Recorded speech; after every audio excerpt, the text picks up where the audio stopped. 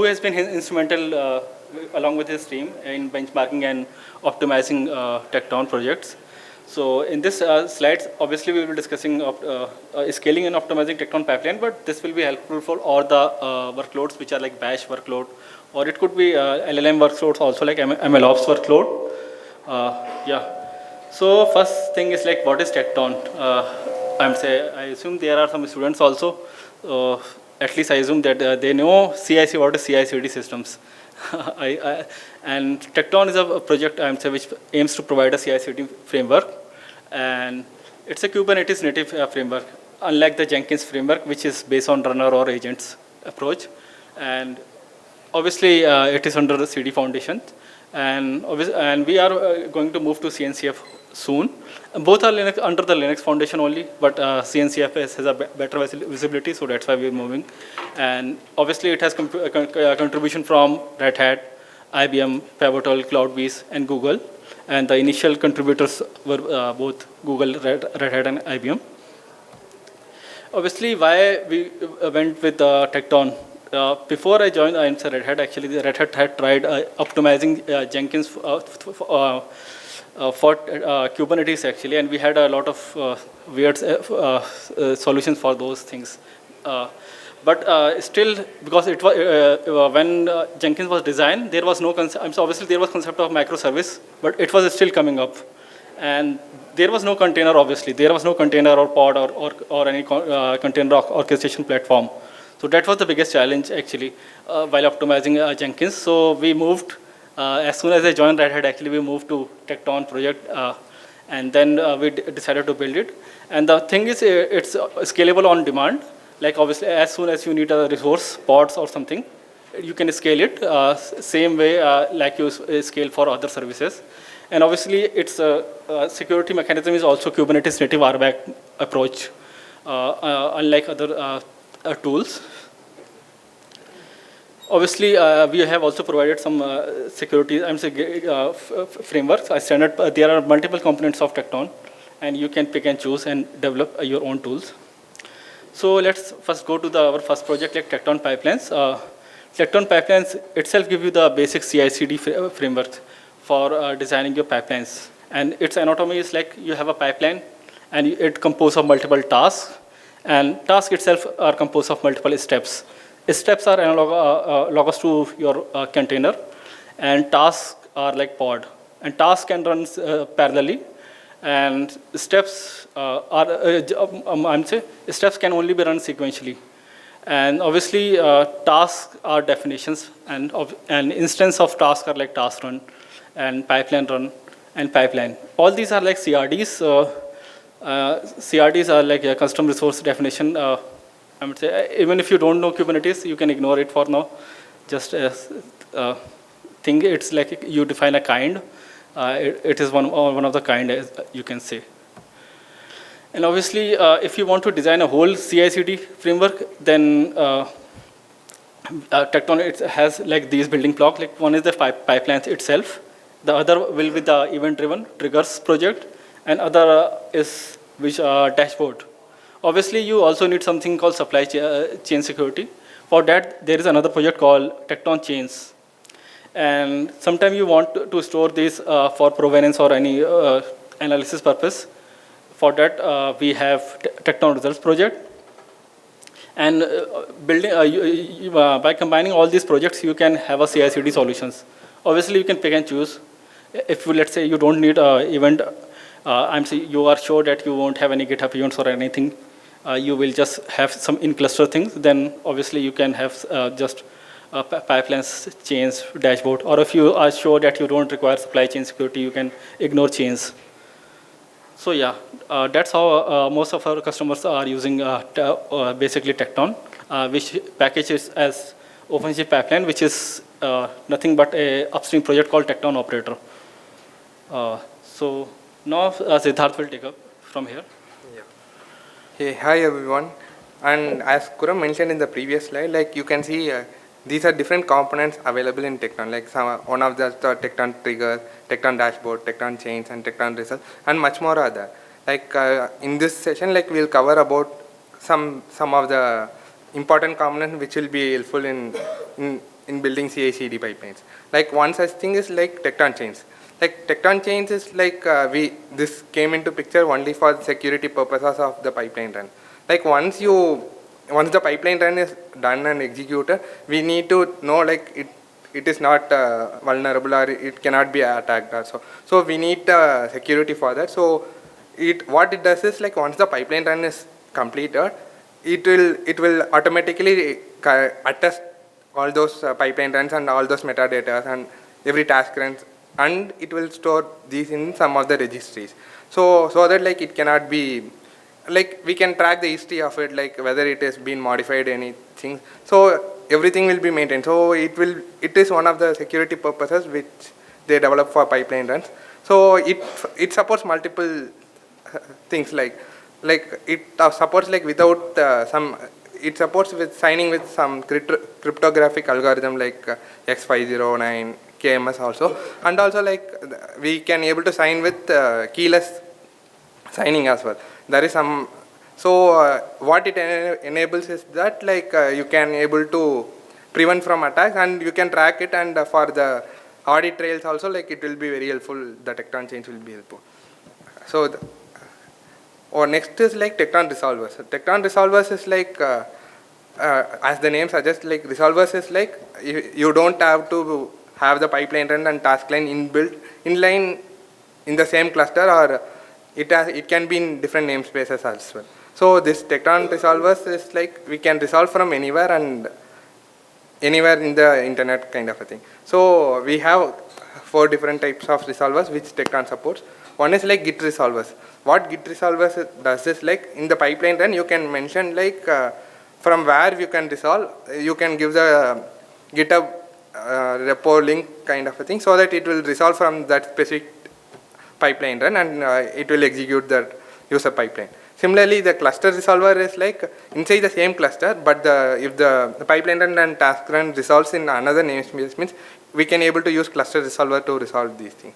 And similarly, you can able to bundle all our pipeline runs, like if there are multiple synonymous pipeline run and task run, means we can bundle them up and we can store it in some registry, say like Kubernetes.io or some other registries. From there, like we can pull it and resolve it and use it in our CI/CD pipeline.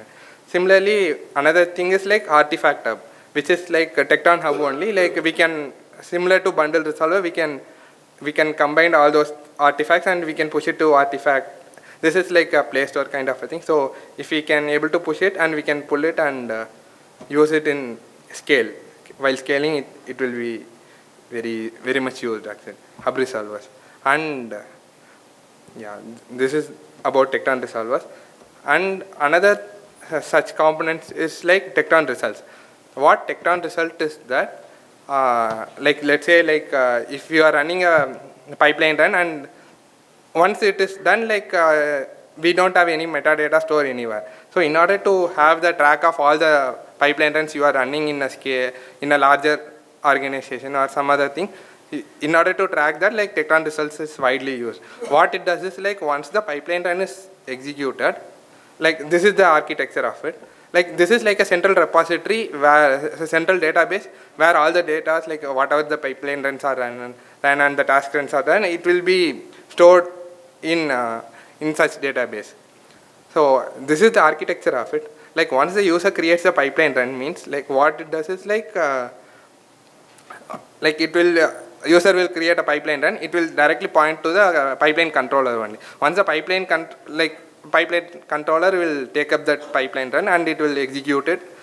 In the meantime, like there is another watcher will be there, which will be watching that exact pipeline run, whether it is completed or not. It is kind of it will be watching it. Once it is done, what it does is like it will trigger some results API to push it to one of the database. You can have any Tekton support multiple databases. You can update all those metadata information and pipeline run information. Everything will be dumped to the database. So once this is done, like in the later stages, like for analysis purposes or some other thing, if you wanted to access all those results, like they have a results API thing. You can directly hit the database and you can fetch that using the query. So this is one of the thing, like which will be like in the larger picture, like after 1 month or so, 2 months or so, if you wanted to get track of the which pipeline run on which day you ran, like you can able to hit that specific API and get fetch all those informations. Yeah, this is thing. And next is like typical task in CI. Yeah, that's obviously Tekton result look like something which is not Kubernetes native. If you look into it, we are using some Postgres, not etcd, something like that. Obviously, we will discuss why we are using results later on while discussing optimizing. But just keep in track that it might look like a non-native Kubernetes native, but there is a reason for that actually.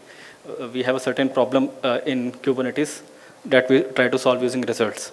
Obviously, so typical tasks in CI pipelines are generally you have a git cloning manifest or git cloning task, and then you can have parallelly running unit test, and then you can obviously run code quality check, and then building, and then you can scan for security. These are the steps, and then obviously updating manifest and pushing manifest. All these can be handled by this Argo CD sync thing. Argo CD is another tool actually which we won't discuss, but you can say it's for CD, and it's packaged as OpenShift GitOps by Red Hat. So obviously that's not the only use cases of pipeline run. There are some customers who are using it for LLM also, and then there are some customers who are using for bash workloads, and then some are using it for jobs. Reason is like we have something called pipeline run directed acyclic graph. Obviously all tasks by default will run parallelly, but we have something called dependency. You can skip a task, or you can make a task finally to ensure that that task will always run. And then obviously on error, we can ignore that particular error, and we can have conditional. We also support CEL, Common Expression Language actually. Even before it was supported by Kubernetes. It has been supported by Tekton. And then yeah, obviously now we will come to the Tekton pipeline, optimizing Tekton pipeline part. First one is the biggest challenge is PVs, handling PVs. In any workload actually in Kubernetes, this is a challenge that we find that every node has a cap on volume, number of volume you can attach actually. And then there is a throttling also, number of AWS requests you can make. To resolve that, obviously you can scale the nodes. And the other thing is while running it, you have to keep it under, you have to keep a track of this. For these, there are certain metrics, like for AWS, attachable volume, AWS EBS, it will show the volume that you can allocate for, and similarly, number of attachable count per node, and similarly, desired state and actual state to display the discrepancy in the sense that I'm saying you don't have a hit. I'm saying you are aware that you will hit the limit, and you can take action beforehand. You can set up alerts based on that. Obviously, then we have certain metrics for which are provided by Tekton itself, like number of pipeline run, which are being handled by a controller. And then the other one is work queue depth. Work queue depth is like events being processed by a controller. And similarly, tasks which are being throttled by node. I'm saying there will be some throttling by node while scheduling pods. And similarly, there will be some throttling due to quota. You might have set up some namespace quota or tenant quota, something like that. And similarly, you can monitor API requests by pipeline controller. And obviously, similarly, there is a work queue depth for all the controller, like Tekton change controller also. And we also have a metric actually that throttle by PVC, but that is not like merged in upstream. Upstream in the sense that it's not in the Tekton repo. There is some other repo like pipeline exporter repo, which is like which you can find in GitHub, but it's not merged yet to the upstream. Obviously, we have a live dash. No, I'm sorry, not live dash. It's like from 2 or 3 days ago. So you can see that number of pipeline running, like thousands of pipeline are running, and we have like some 60 or 60 task runs running. And you can see the loads are increasing, like pipeline client results, and then task run which are being throttled. Obviously, it's still everything is in yellow in this node place, and this is red obviously because like there are like thousands pipeline run which are waiting, and some kind of alerts we have set up actually when they cross a certain threshold, then Grafana will send a notification to Slack. And similarly, we have set up some monitoring for chains work queue depth, And what is the reconcile latency? Reconcile latency, I assume, I'm saying, you are familiar. If you are familiar with controller, it means how quickly that a controller, I'm saying, is resolving the request. So because the chains, in case of chains, we are using this because it is performing a task called signing, which takes a lot of time. I'm saying CPU time. So yeah. Now there are some Tekton controller performance tuning, which will be taken by Siddardh. Oh yeah, like in Tekton, like if you are running it in production server, means like it is obvious like there will be so many number of pipeline runs will be running, and task runs will be running parallelly. So if some pipeline run is taking some huge amount of time, means like other task runs and pipeline runs will be in the queue. So that will cause a very much time loss in production server. So in order to optimize that, or there is a tuning options which are provided. There are 3 tuning parameters which are provided in Tekton, and one such thing is like threads per controller. What it does is like this is like one each thread represents like one go routine here, and here we can mention like the default is 2. Only the two threads per controller will be running. So we can able to tune it, and we can adjust it based on our needs and requirements. And another thing is like query per second, which is like how like this sets the maximum number of queries from the master to the client. And another thing is like burst. Burst is like maximum number of throttling it can handle, kind of like it can handle. Like these are 3 parameters, and like we had in our performance engineering analysis, what we did is like we experimented with a simple pipeline run and simple task run, and we modified all those 3 parameters, and we found we done some performance analysis over there, and we found that like on all those we tuned and changed all those values. We found that like the number of threads per controller is the optimal number is like threads per controller is 32, and queries per second is 50, and burst is 50. So this is kind of with this parameter, at least here the main key achieving factor is like pipeline run duration, and for chains we take it as signing duration. In order to achieve like less pipeline run duration and less signing duration, we did experiments, and we found out that these are the ideal values where we can use it in production and scale it forever. Here, okay, in the first graph, like we did an experiment for pipeline performance tuning.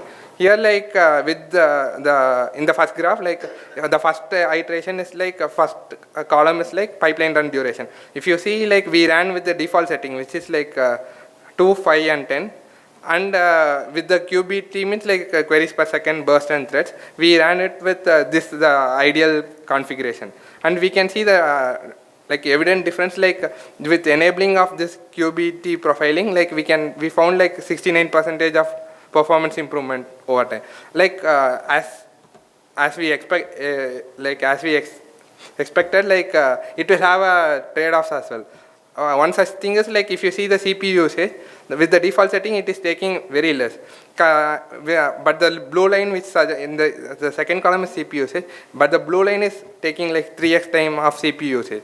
So this is like a trade-off thing. But like if you want a performance gain, like and you have a adequate amount of resources, like you can tune with this option. Like like in our we have an inbuilt like we have an in-house team like which is using this tuning parameters, and it was working fine for them, and it is doing good. And the second chart is like change performance tuning option.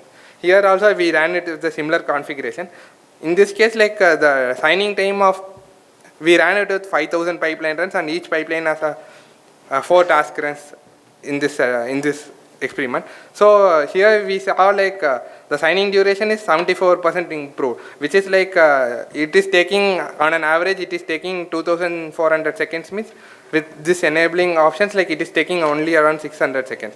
But here also, as I said, like the trade-offs are like only the memory consumption and CPU usage. like it will have vast difference, but if you want some performance gain, like this CPU and memory, if it can be compromised, like this is the best thing. And like this is one of the ways to improve the performance. The other thing is like there is one settings called like high availability mode. Here what it does is like high availability mode means like as the name suggests, like it will have instead of one controller, it will have multiple controllers in the space. So in order, if you are increasing the multiple controllers, means like we will be having like we'll be having multiple controller, and each in the cluster, like one will be as a leader thing, and it will elect one controller as a leader controller, and the other will be is subordinates kind of thing. So what it does is like if some node is failed or something, means like also like it won't affect much. The leader will be switched to other node, and it will work on it. So in the large scale, like it will have no downtime at all. So high availability controller is something like this. And we suggest to for one we always suggest like for one replica we can use. These are these parameters which high availability controller has. One is like buckets and least duration, renew, deadline, and retry period. These are the default settings, and you can tune it a bit as per your requirements kind of thing. But for the ideal recommended thing is like for one replica you can use into 2 kind of a bucket, but the maximum limit is like 10, set to 10. And yeah, and this is something similar. Yeah. Okay. Like this is one of the performance analysis we did for HA, and similar to QBT profiling, here also we found some heavy performance gains for pipelines HA, and we did the same experiment for chains HA as well. You can see in the chart, like if you notice in the first chart, you can see the pipeline run with the default setting is taking around 230 seconds on an average, but it is taking 90 seconds only, which is like for each pipeline run it can able to have a vast difference. Means like it on a whole level, like in the production level, it will have a very good performance gain, but there will be a high increase in CPU and memory usage. Yeah, and similarly for chains as well, we have found a huge performance gain, and we have suggested for multiple customers as well, and they were using this HA setting with QBT profiling as well. So it is paying out well. And yeah, here also the trade-off is CPU and memory only. Yeah, obviously HA setup is good. Running controller in active mode is quite good. But one problem is every leader try to acquire all the leases. And that is a big problem actually, because this is like completely probabilistic. It is possible that a single leader can have all the 10 leases. To resolve that, there is something provided by Knative PKG, running your controller in a stateful set. Obviously, we know that controller are stateless, but running in a stateful set gives us ordinal number. And based on ordinal numbers, actually, you can calculate which event to distribute to a particular controller. So all the events that are coming to informer are divided. Let's say you have 3 replica, you can divide it to 3, and all stateful set controller will process those loads. And obviously at lower workload concurrency, we find there are approximately 23% improvement actually in pipeline duration. And we have deployed it internally in Red Hat, and in upstream also we have contributed it as part of operator. Yeah, so should I do? Okay, and the other part is like enabling pruner. So like I was telling you, Tekton, why we have results actually. This will help you to get it. The reason for that is like whenever you create a task run, it consumes resources in etcd. It will have like pod and all those things, and similarly it will have certain events. So we want to delete it actually to improve the load on etcd. And to store it for a longer duration, obviously, you can't do it in etcd. So that's why every time we finish the pipeline run, we delete it. Okay. And then obviously if you want to archive the log, you have to use a log forwarder. For that we are using vector or OpenShift logging, but we have FluentD or FluentBit also. Yeah, and then at the moment there are two pruning options. One is the Tekton operator and other is the results. Results is event-based. Event-based means as soon as pipeline run is finished, you can specify, let's after 5 minutes, delete the pipeline run. In Tekton operator, it's like cron-based. Every day, every second, every minute, something like that, you can specify that deletes these pipeline run. And then the other thing is like scaling webhook. Webhook is like nothing but REST APIs, so you can just scale it and it's stateless. And obviously you can specify horizontal pod scaler for it, and this is quite a suitable thing. But only problem is if it goes down to zero, if it goes down to zero, your webhook won't be available. And if webhook is not available, then you can't create a pipeline run or task run. And if you're a platform engineer, the dev streams will again come at you. That's what happens most of the time actually. And then we also have something called safe to evict annotation. You can set it to false to avoid a situation where all the webhooks have been put to zero. This is a Kubernetes specific annotation you can search. And similarly, avoiding disruptions, you should set a pod disruption budget actually, so that your minimum replicas are greater than zero. And then there is another thing actually. When we run workload, we assume that empty directory is something. And say if you are aware of pod concept, there is something called empty directory, and we assume that it's like nothing. It consumes nothing. But there is a problem if you are running a lot of pod. That is like I/O limits. You hit the node's I/O limit, and there is a disk contention then. So to resolve that, what we found was you can set it to empty directory to medium node memory.